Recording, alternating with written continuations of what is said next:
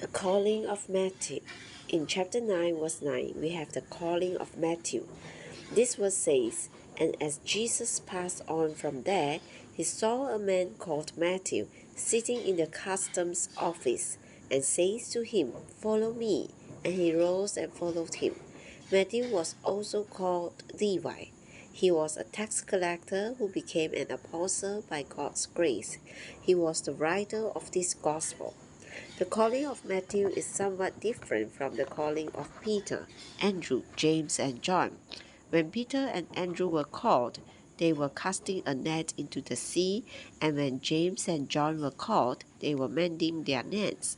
The Lord called them, they left their work, and they followed the Lord Jesus. As the Lord Jesus was passing by the customs office where the tax collectors were, he saw Matthew and called him, and Matthew followed him. According to the record in chapter 9, verse 9, it seems that this was the first time the Lord met Matthew. There must have been some attracting power with the Lord, either in his word or appearance, that caused Matthew to follow him. To follow the Lord includes believing in Him. No one follows Him unless he believes in Him. To believe in the Lord is to be saved, and to follow Him is to enter the narrow gate and walk the constricted way to participate in the kingdom of the heavens. A feast prepared for the king. Verse 10 says, "And it came to pass as he was reclining at the table in the house, that behold, many tax collectors and sinners came and reclined at the table together with Jesus and his disciples." The house spoken of in this verse was Matthew's house.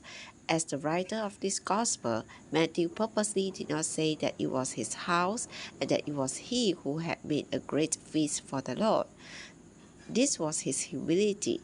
But Luke chapter 5 verse 29 says clearly that Levi, that is Matthew, made a great reception for him in his house. Thus Matthew opened his house and prepared a great feast for the Lord and his disciples.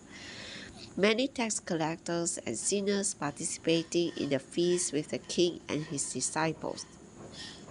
Verse 10 says that many tax collectors and sinners came and reclined at the table together with Jesus and his disciples. This reveals the kind of person Matthew was. He was a sinful, despised tax collector who had many sinners as his friends. If he had not been such a low person, why were only tax collectors and sinners and not those of a higher rank feasting in Matthew's house with the Lord Jesus? Although Matthew was such a low person, he was made not only a disciple but one of the 12 apostles. A tax collector was a despised person. Nearly all tax collectors abused their office by demanding more than they should by false accusation. To pay taxes to the Romans was very bitter to the Jews. Those engaged in collecting them were despised by the people and counted unworthy of any respect. Hence, they were classed with sinners. How we must worship the Lord that even a person of such a low rank as Matthew, under God's mercy and by His grace, could become an apostle. After being saved, Matthew was so grateful to the Lord that he opened his house and prepared a feast for him and his disciples. Thus, this section of the word opens in such a sweet, intimate way. The Pharisees condemning the king for eating with tax collectors and sinners. Verse 11 says, "And when the Pharisees saw it, they said to his disciples, 'Why does your teacher eat with the tax collectors and sinners?'" The Pharisees, the strictest religious sect of the Jews, were proud of their superior sanctified of life, devotion to God, and knowledge of the scriptures. While the Lord Jesus was enjoying the feast with all the tax collectors and sinners, the Pharisees criticized and condemned him, and they asked the disciples why their teacher ate with such people. This question indicates that the self-righteous Pharisees did not know the grace of God. They assumed that God deals with men only according to righteousness. By asking this, they were exposed as dissenters to the heavenly King, thus rejected in him. This is a continuation of the rejection of the heavenly king begun in verse 3 by the leaders of the Jewish religion. The Lord revealed as the physician and as the one who came to call sinners. The Lord took the opportunity given him by the Pharisees' question to give a very sweet revelation of himself as the physician. In verse 12, we see the Lord's reply to the Pharisees' question. Those who are strong have no need of a physician, but those who are ill. The Lord was telling the Pharisees that these tax collectors and sinners were patients, sick ones, and that to them the Lord was not a judge, but a physician, a healer.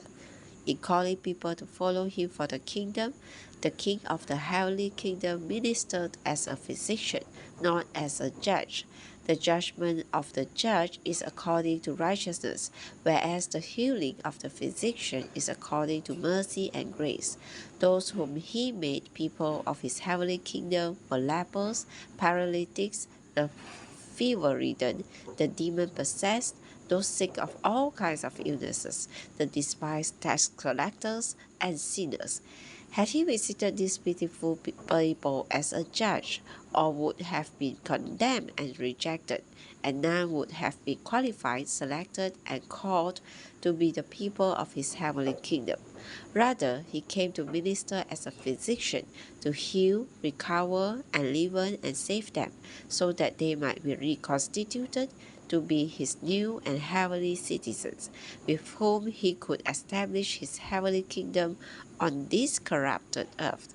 The Lord's word here implies that the self-righteous Pharisees did not recognize their need of him as a physician. They considered themselves strong, hence blinded by their own self-righteousness. They did not know that they were ill.